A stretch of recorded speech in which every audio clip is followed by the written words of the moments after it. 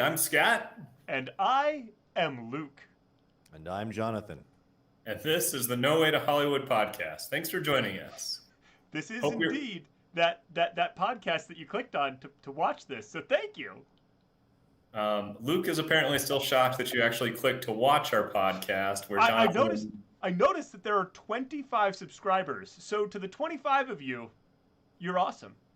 Yay! I don't know what's wrong with you, but you're awesome. Okay. For that one poor soul that just happened to click, like doesn't know who we are, isn't a subscriber, and you just happen to click. Thank you for being here. Yeah. Give us 5 minutes, and if you're not in at that point, get out. Leave. Yeah. Just don't come back because it doesn't get any better. Maybe not even 5 minutes. Just give it a minute. I don't even know. If you're not laughing now, or at least like, okay, these guys seem interesting, click away. Like, get out. There's better things you can do in time. It's only going downhill from here, according to Luke. Or consider making your toilet podcast. Either way, that's fine. We'll take it. No Way Hollywood, also known as the toilet podcast. Wow. Okay. Jonathan, I didn't even get a chance to ask you if there's any news we need to talk about tonight. Is there anything going on that we should talk about? Honestly, it's been 2 weeks. There's probably something we should talk about, but I have no memory of any of the news. Like the big thing, and this is why the whole episode is on this. Like the big thing that I know that came out this week is the trailer for The Matrix Resurrections. Why? Can someone explain to me why they're making a fourth Matrix movie? You're asking a question that there is no answer to. I cannot tell you. I cannot explain this to you. You Luke can't knows the answer. to believe it. You know what I'm saying? Like you can't. No one can tell you what the fourth Matrix is. You just have to watch the trailer and know nothing. And know what. Let's I mean, talk about it. It's not, okay. So it's not that we know nothing, right? Because we watch it, and I immediately have some questions. The first of which is, why are people hyped? That's my first question, because I'm like, I don't understand, because I watched the trailer, and I was a fan of The Matrix. Big fan. The first one. And then I was like, what? This feels like a rehash. They have a lot of stuff that doesn't make sense even within universe, as far as I can tell. And we've just got some weirdness coming out of this, and like just retreads. So I don't know why people are hyped. So can somebody explain that to me, maybe, or why you think people might be hyped? Well, Luke, did you like the first Matrix movie? Oh yes, very much so. Did you see the second and third Matrix movies, which were significantly less good? I have seen both of them, and I've seen both of them more than once. And the second time that I watched the other two, I actually saw very recently, as in like in the last couple of years. Like we actually went through the Matrix series, and we're like, okay, let's go back. And I will say that they weren't as terrible as memory served, kind of like I think the prequels are. Where like you're like, wow, those were really not good compared to the original. But when you just sit down and watch them, and you're like, okay, just. Some people like the philosophy. All right, just go with the philosophy. Okay, cool. All right. Okay, some people like this action sequence. Yeah, that's pretty. I mean, I can see what they were doing. They were pushing boundaries. That was pretty cool. That was pretty amazing. But yeah, overall, oh my. That is one perspective, and I might even share it. But here's another perspective. Is that what happened, or is it that the last 10 to 20 years of filmmaking has made everyone's standards lower? You're like, you go back, and you're like, wow. This was not as bad as... It's not as bad as the thing I watched recently, so it can't be that bad, you know? Like, according to Jonathan, the direction we're currently headed is very much in the direction of, oh my goodness, look how good the Star Wars prequels are. I mean, we're kind of already there. You saw those sequels, right? Like, there are times where you're like, I mean, there's things I like about the sequels that are way better than the prequels, but there are things about the prequels that I like that are better than the sequels, i.e. a plan. A vision. Or like cohesive. We should go from here to here, even if they completely botch. Like I was one of the first things I said in the third movie was like, so Anakin has 3 movies to go to the dark side, and then he went to the dark side in like 30 seconds. That's what it felt like, right? I have plenty of issues with that, but I'm just saying it still had like a plan. Anakin must go from here to Darth Vader, and anyway, that's beside the point. To answer your question, Scott, of why are they doing this, I have some information about Lana Wachowski. Apparently asked, why are you doing this? And why is Neo and like Trinity back and stuff? And what are you doing? These are good questions, yeah. And apparently the answers were after dealing with a lot of loss, including personal loss of, I believe, parents and other things of that nature, friends. There was something about considering the Matrix and considering Neo and Trinity, those characters, arguably some of the most important characters to that person's creations in life, and having them back, that was very therapeutic. And so they took, that was a starting place potentially for them wanting to take the Matrix on again. And potentially, I mean, this wasn't what Wachowski said, but like, it's probably something personal, right? They might actually have something to say in this film, even if it's not what I want to hear. It might be something personal they have to say in this filmmaking. But it seems to come from a place of, I had a lot of loss, and having these characters back and thinking about resurrection was something very intriguing to me. So interesting. Okay, and like from that, I mean, hearing that, like, cool. Like, use your art for therapy. Use that to process. That's all cool. I do that with my films. I'm like, I want to think about this. I want to work through this. I want to process this. So from that perspective, awesome. I don't know if it gives me much more hope for the film, though, right? Because it's like, hey, I just really wanted to be back with these characters. Okay, but does it make sense in world? I don't know. Like, right. Well, and I think, I mean, I can foresee them doing a lot of things plot-wise that makes this world actually fit. But I think the biggest issue I have with what I've seen in the trailer so far is very much this looks newer, this looks different, this looks brighter in certain places, like the lighting is just feels different to me.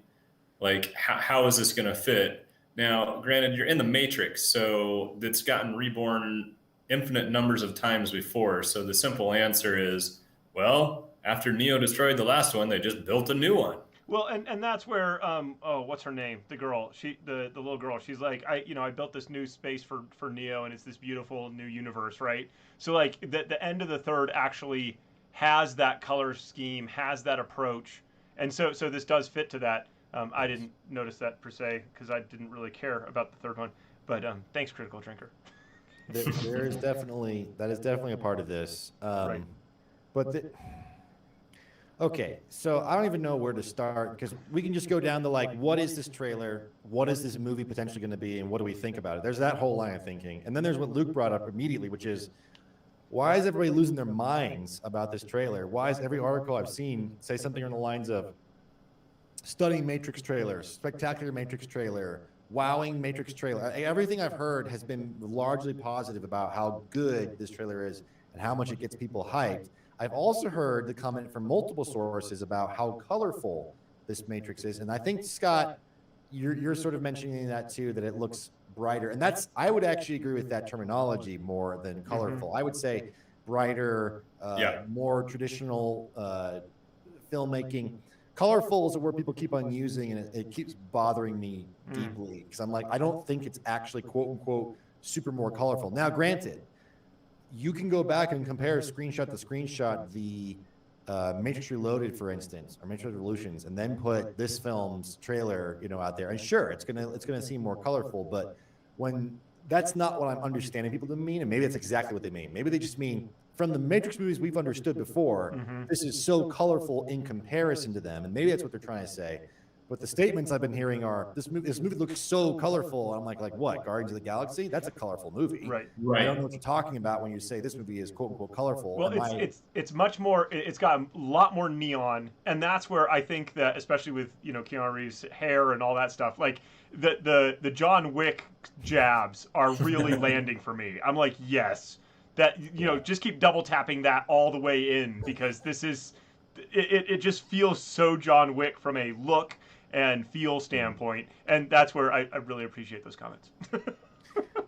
Anyway, my best diagnosis of what people are feeling is either one, that it's just more colorful than the original Matrix movies, as far as it's bright, broad daylight, a lot more, and a lot more. Like, he's in a coffee shop with Trinity. Yeah. When was that scene? There wasn't that scene. They were always in dark nightclubs and stuff. So I can see that, right? And even when they're outside, like they're driving around in cars in the pouring rain, right? Yeah. And the other thing is, I know in this trailer, the other thing I would say is there's a lot, like, the thing I thought of was, holy sun shots. Like there's lots of the sun and the sun being yellow and sunbeams coming through windows. Like there's a lot of bright sunlight. And he's even like looking up, different. Like blocking it. Yeah. With the bird. A lot more of that. So I can see these things being different, but I don't like the words, you know, it's a colorful movie. I'm like, I don't know that I buy that yet. Even if there are some paint trees in the background of that one, like, because I went through, not frame by frame, but I went through the trailer literally just looking for color because I was trying to understand what are people saying, and I don't see that. So I think they mean these other things. I would agree with you. Brighter, and I would say from a lighting standpoint, it feels like they just put in a warmer light, right? Sure. And, you know, Luke, I've seen the second and the third Matrix. I don't remember that scene at the end of the third one where they talk about building a new world for Neo, whatever. They're just in it. That's all it is. Yeah. Right. Where the Oracle and the architect and the little girl are all like on a park bench, and that's where you're, as an audience goer, you're like, really, this movie's ending with these three characters? Well, but yeah. That's where it ends, right? It's this super sunrise with like a lot of rainbow colors, right? Like, yeah. And I've really mostly forgotten that. It's the how it should have ended with, I made a rainbow for Neo. Okay, sorry. Yeah, there's definitely some of that going on. Sure. I have lots of. So yes, why are people so like stunning, spectacular? I watched an hour-long podcast discussion with a couple guys I like to listen to occasionally, David Chen from /Filmcast and Patrick Willems from everything Patrick Willems does, and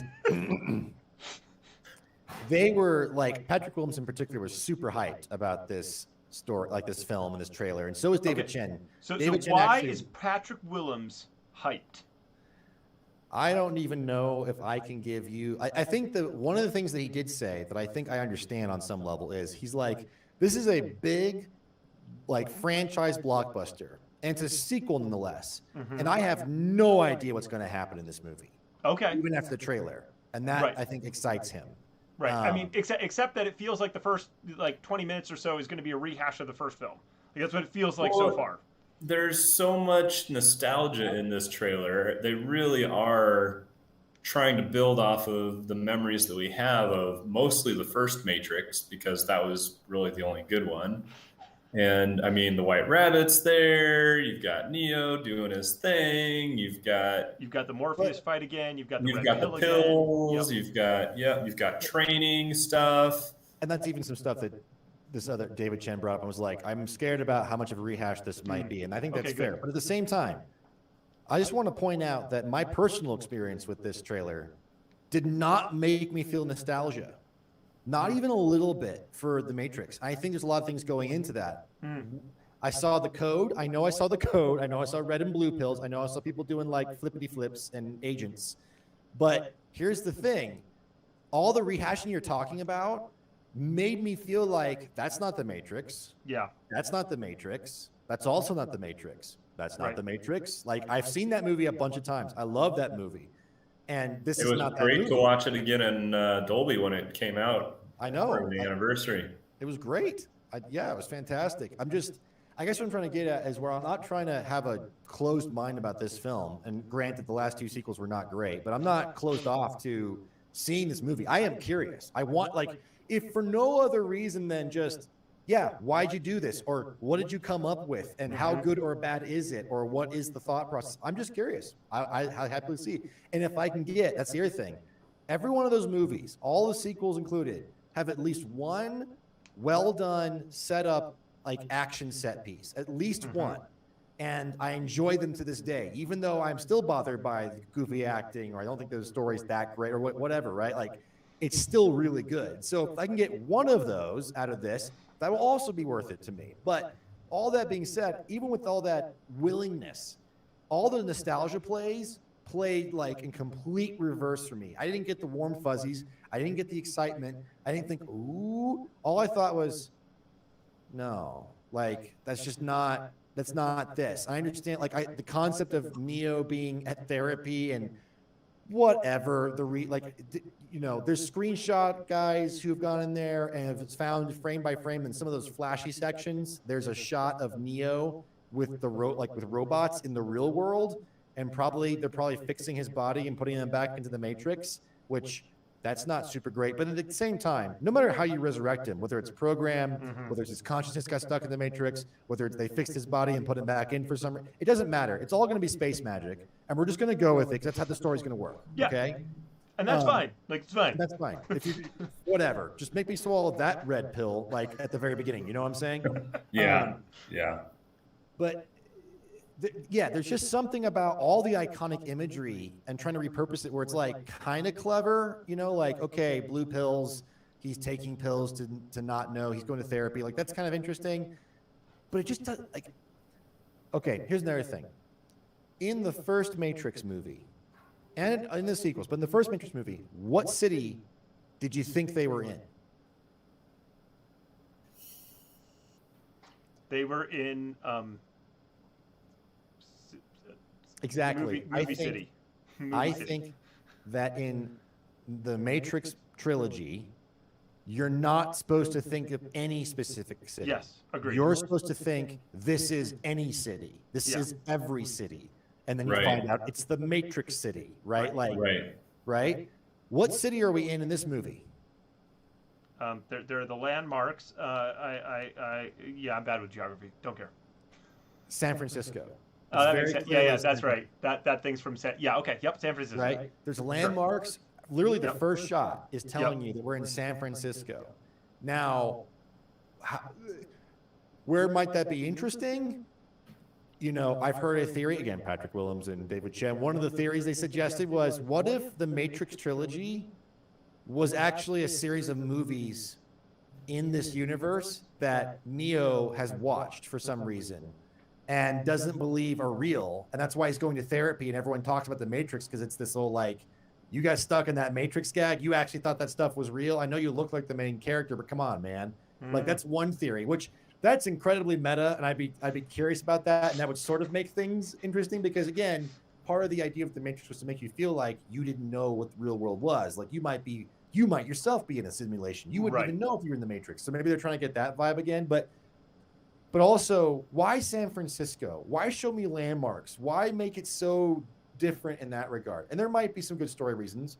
I have some personal thoughts on that. I have an initial thought on it that makes me not exactly excited, which is San Francisco is like the LGBTQ capital of the world, and the Wachowskis have said that, you know, they believe that the Matrix trilogy is actually about their statement on transgenderism, among other things. That's what they believe it's actually about, and they didn't say that till later after they made the films, but that's what they believe it's about now, at least. And so if you've got Lana Wachowski coming back in there, and they're in San Francisco, and they're changing everything, they're doing all the same beats, but like, is this whole thing, this whole movie, ultimately just a way for the author to come back and say, like, no, I really want it to be very clearly about these specific themes of transition, transgenderism, freeing your mind to be in whatever, like, you are your mind in whatever body you got handled, you know, like is it stuff like that along with the Matrix trappings and playing games with that? Like, I wonder. Well, yeah, I mean, we've now turned this into one of the reasons I hate Hollywood so much is that we have to politicize everything and make everything about such and such a cause. I mean, can you just make a movie that I'm going to enjoy and call it good?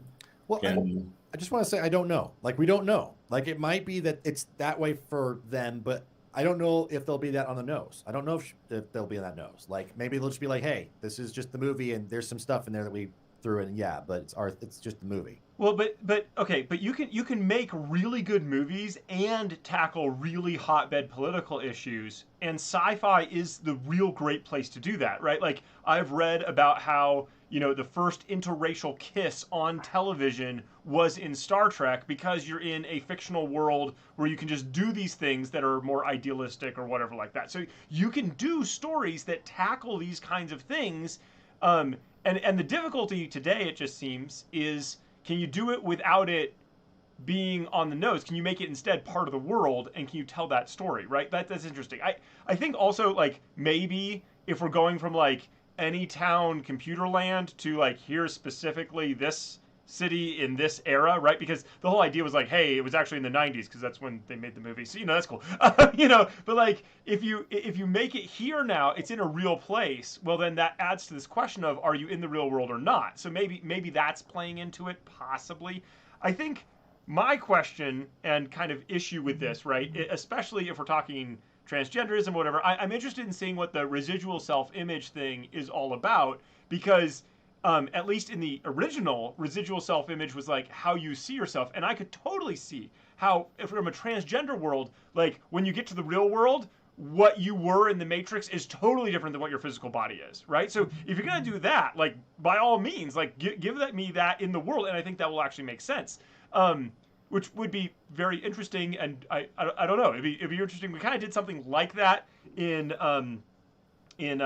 Ready Player One, because of course it's easier to play as a dude in the online gaming world, right, than to actually out yourself as a girl in situation, blah blah blah blah. Okay, so like we already have some of these kinds of things. I've played video games as females before. It's great. Like there's some stuff there that you can explore and do in computer worlds. That's really great with that.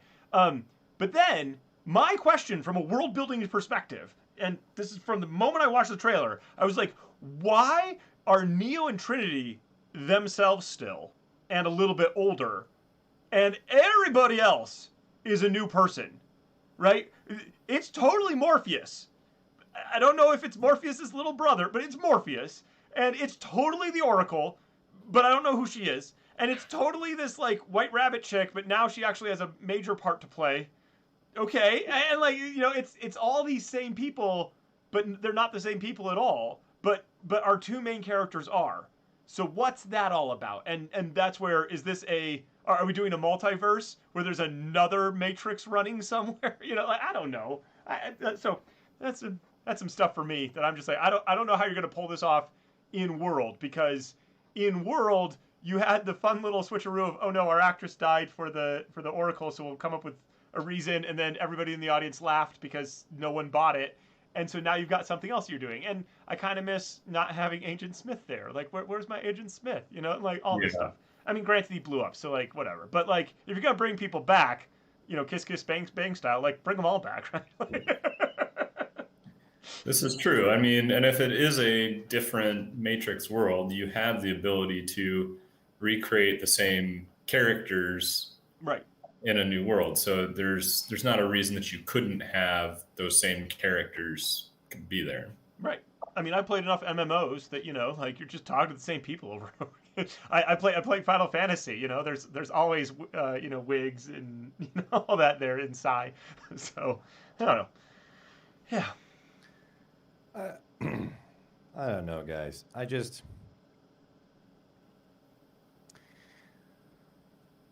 Like what's happening right now? What is this? And why is everybody losing their mind over it? Why are people so hyped about it? Why are people so excited about it? Why are they getting hit in the nostalgia feels? Why are they or maybe a different way to ask that question is, why am I nowhere close to literally everybody else I'm hearing about with this trailer? Why am I not getting hit in nostalgia feels? Why am I not super hyped? What is going on that makes this whole thing feel whatever? Yes, I don't disagree with what you're saying, and part of that for me is very much from the standpoint of I get those nostalgia hits, and it makes me want to go watch the first Matrix again. It does not make me want to watch this Matrix at all, if I'm being honest. I think the Matrix, like Luke was, making little show me the money kind of stuff gestures earlier in this podcast. Like there is an element of that. I think, you hit on the directors wanting to, possibly curve it to be a little more obvious to what they wanted their message to be in the first place. Well, it's just Lana this time, right? So true, like it's just her. She's the only one there, and that'll be interesting, right? Because and again, I watched the original, so like the Wachowski brothers working together on that film, like, and there was such synergy between those two in how they worked, and like watching the behind the scenes and talking about, man, these guys had like vision. And so now it's Lana, and she's doing this on her own, and I'm very curious what it's like when she doesn't have her her kind of co-person to work with here, like what does that look like, right? And then I tried watching Sense8 and it did not work for me at all. And that was another like collab for them, like while they were in transition. Like there's a lot, that I just don't get it, and I just don't understand. I haven't enjoyed their stuff. And so it'll be interesting to see what kind of a solo project, in a sense, looks like. And it could be, like we talked about with Ryan Reynolds and Blake, like it could be, it's Lana and I forget her sister's name. Whatever. I should remember this. Whatever. Like it could be that they're working together on this, right? And that there are some like, oh, this cool idea came through. But like, I don't know. The synergy thing, it's really good. It's just a trailer, and we only have so much. But let me just say a couple other things. One of the things I felt from going from Matrix 1 to the sequels, and especially when I revisit them, is Matrix 1 could quickly become kind of goofy, but for some reason, tonally and acting-wise, like it all just works. It all just plays. And in Matrix Reloaded and Matrix Revolutions, things just feel goofy. Things just get a little like, it truly just like silly, goofy a little bit. It just kind of goes the wrong direction. Ergo concordantly vis-a-vis. But like that works. And like, it just has these false notes. And then I'm looking at this trailer, and I don't know that anything hit me straight up as well. I mean, yeah, something did hit me as goofy. Keanu Reeves, I like the guy. I like what he's doing. I like his attitude, but he looks like a piece of wood right now. And I know that's long been like a criticism of Keanu Reeves. Whoa. But no, see, that's the thing. I feel like that right there is more acting than I saw in this entire trailer. Keanu's just like, hey, I'm having dreams, and have we met? And it's like the same face. Don't know who I am. I don't know. He doesn't seem inquisitive. He doesn't seem curious. He doesn't seem. He looks somewhat confused, but that's because he's squinting because the sun's in his face. Like I don't know what his emotions are at all, and so that is not in like. It makes me think about Bill and Ted Face the Music or whatever, where watching him in that movie versus him when he was younger is so different. Like it doesn't capture the character the same way anymore, yet his co-star seems to capture the character again. And I don't know what that's about. Now, Keanu being John Wick, he's nailing it. It's fine. It's great. And he does a bit part in Love Me Maybe or whatever, something like that. And he does a bit part in that, and everyone loves him in that, and that makes sense. But for some reason, these movies where I feel like he's got to get back into the role, I'm seeing him, I'm going, I don't feel like you're the same. Like you're not supposed to be in the same exact place, but I don't even think you're the same character. I don't even know if you're doing anything. Like I don't remember Neo being that wooden. He was overloaded and had a lot of information, but he had a sort of inquisitiveness. He had a sort of like, smart, you could kind of tell he was smart, but he was also kind of blown away and trying to figure out what was going on, right? And I don't get anything even remotely close to that here. There's like a hallway where they walk in and then they flip upside down, which out of all the effects in all of the Matrix Revolutions, we went to a club and we had the lobby fight, but some of the bad guys went upside down, was like one of the most, a lot of work to make it look as real as it does. It's just that I don't care. It didn't have any cool effect to me. It didn't really mean anything. And so they do that, and it's like I feel like I'm watching a little bit of Inception show up here. And then they're going down, and like they do a slow motion shot with guns firing, and like discount Morpheus, little brother Morpheus, someone who's not Morpheus, who looks like Morpheus, like whatever it is. He's like, I'm pretty sure it's actually Dr. Manhattan, but whatever.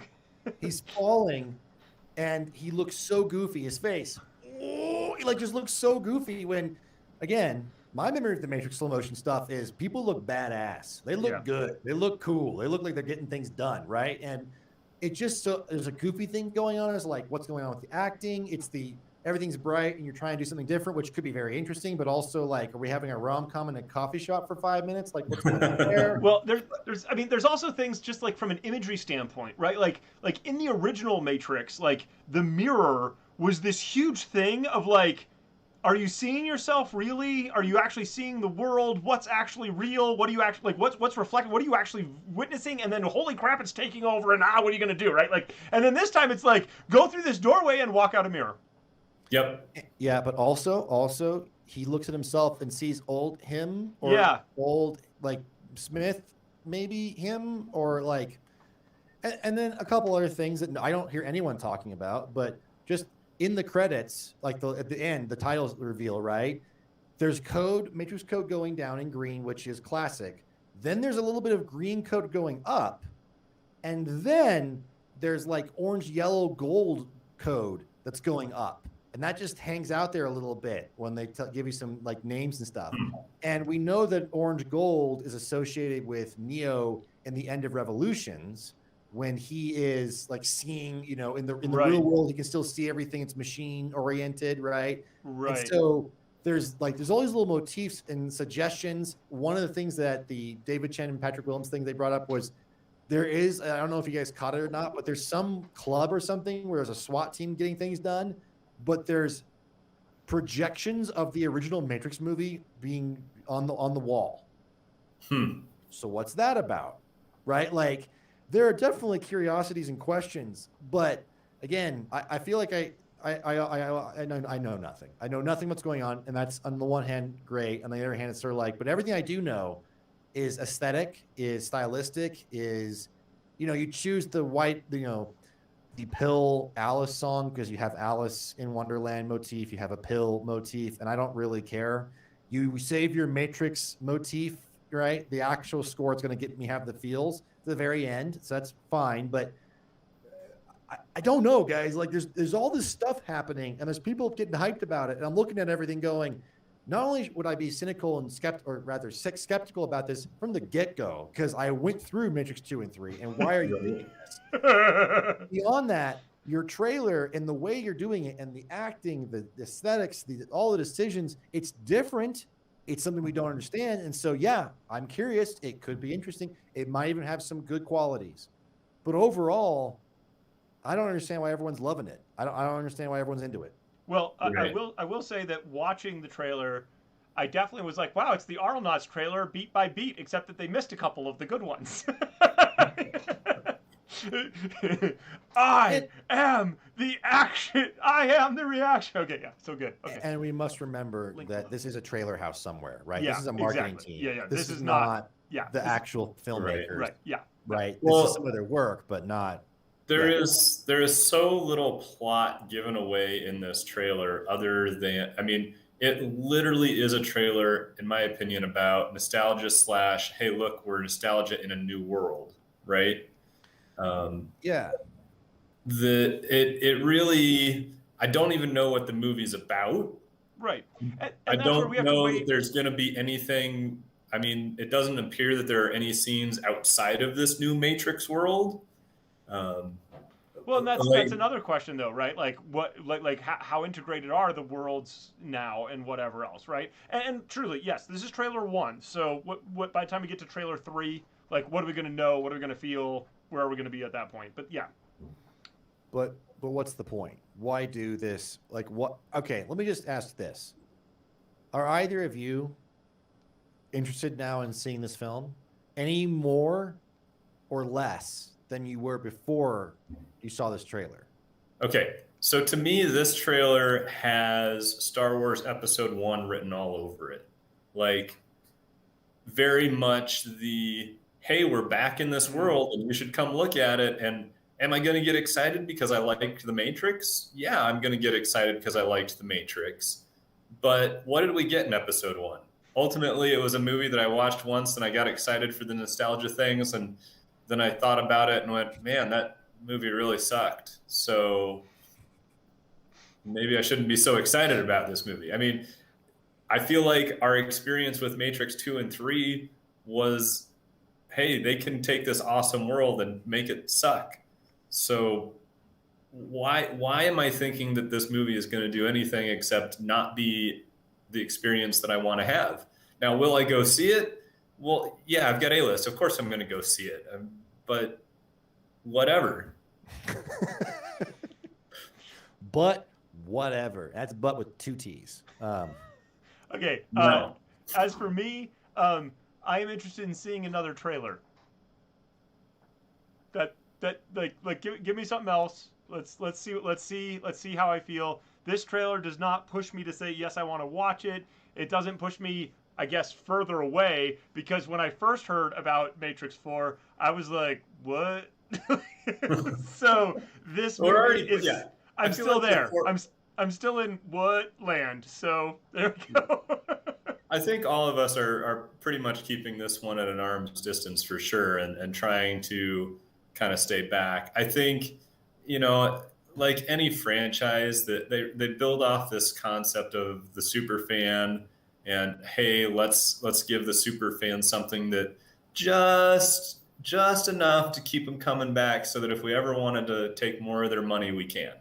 See, but here's what's weird. Like, I mean, am I a super fan? I don't think I'm a super fan, but man, I was a fan of Matrix, right? Like, I was a fan. And that's where, like, the thing I said to my wife after watching the trailer, I was like, and I don't understand why all these people who are hyped about this call themselves Matrix fans. Because I liked Matrix, and I am not thrilled by what I'm seeing. It isn't. So what are people thrilled about? So if you are super hyped after watching this trailer, please leave a comment below so we can get inside your head and understand what's going on. Because we would like to know, because curious. we're not in the same headspace with you. Yeah, nope. We're not there. Jonathan? I have almost no feelings. I watched the trailer and I had no feelings really, except that, that looks kind of goofy, and I'm curious. I'd like it to be good somehow, but I think your episode 1 thing and sequel, like, there's just too much crap that's been happening just in filmmaking and in trailers and in movies in the Star Wars sequels trilogy, like all of that. I've just gone through too much of that for me to have any real hope for this film to be anything more than a novelty of like, interesting, and sip my tea and move on. Like, that's kind of where I'm at with it. So this episode is titled "No Hope for Hollywood." There's no way to Hollywood. There's also no hope for Hollywood. Yeah. Okay. For funsies. Any crazy theories? Any crazy ideas? Any interesting, like, I saw that and I thought to myself, you know what they're doing? They're going to put the Pooh Bear in there. It's going to be Tigger and Pooh. It's going to be in there. I saw it. It's going to be a thing. Yeah, that's not a bad theory. It might actually be good if they decide to put, Winnie the Pooh characters in this movie. I'll lead off with one I have. I got locked. You actually have one. Okay, this is cool. Okay. Because I was thinking about the transgenderism stuff and all that, and so I was looking and I was like, why is Morpheus different? Why not just choose Larry Fishburne? Like, what's going on? There's been some. Point is, my theory is Morpheus actually the character Niobe in the real world? Because I hear that apparently in the video game, right. that Morpheus actually was killed in the video game, and that's apparently the Wachowskis wanted the video game world to take it on, and whatever they did was going to be canon. So if they're honoring that, then potentially Morpheus got killed in that video game. So Morpheus might already be gone. But then why would Morpheus show up? And is it actually Niobe who loves Morpheus, right, but like now is somehow so in love with Morpheus that whenever she shows up in the Matrix, she remembers the young Morpheus she first fell in love with, and that's the residual self-image that she is in the story? Because again, especially if they're gonna push the cards more and more of, it doesn't matter what your actual body is in the real world, you can just be whatever sex, gender, thought process, whatever you want to be in this other world. Which again, game-wise makes sense, but I think it's better done in Ready Player One because that's more real. This is the residual self-image. So she's so in love, or she's so torn up, or whatever, that when she goes in the Matrix, she is Morpheus. Okay, even though she's not. Well, I'll take that and I'll push it a different direction. I'll say if that's the story that's going on, then actually the Morpheus that we see in this film is in the real world, and that if it's Niobe, then that is Niobe in physical form, and the residual self-image is her in the Matrix. Sorry, okay. What are you saying? So new Morpheus. New Morpheus. Is actually in the real world. Who we're seeing is the person in the real world, their physical body. The same thing. And it's the same thing, though, but instead of being so in love with Morpheus, it's that this person, Niobe, is in the residual self-image, actually Niobe in the Matrix whenever she plugs in, but in the physical world, it's this person who's our discount Morpheus now. So Morpheus is having residual self-image as Niobe. No. I'm so lost. Is Niobe in the real world, Niobe is actually now just this person who only reverts to her true self when she goes into the Matrix. Yeah, right. She turns into herself in the Matrix because that's who she really is. And in the physical world, she's just this person who happens to look like or act like Morpheus. Well, if you understood that, leave a comment. And in the meantime, go back and watch the original Matrix, because that was actually a good movie. And that way you'll have something to compare when this one comes out, apparently this Christmas. So there you go. Recommendation done. Yeah. If you want a feeling of like maybe my fear level, watch Monsters Inc. and then watch Monsters University. Oh boy. I think that's what I'm feeling right now. Like, just, I really hope that, because like Monsters University is not like it's not a terrible film, but when you compare it to Monsters Inc., it's bad. Yes. Yes. Well, thank you all for joining us. We hope you've enjoyed this discussion, and we'll catch you again next time. Yeah, I hope so. Catch. Or stop before you even press play, like bullets. Just stop. Stop. That's us. We're over here. Stop pushing play. Don't do it.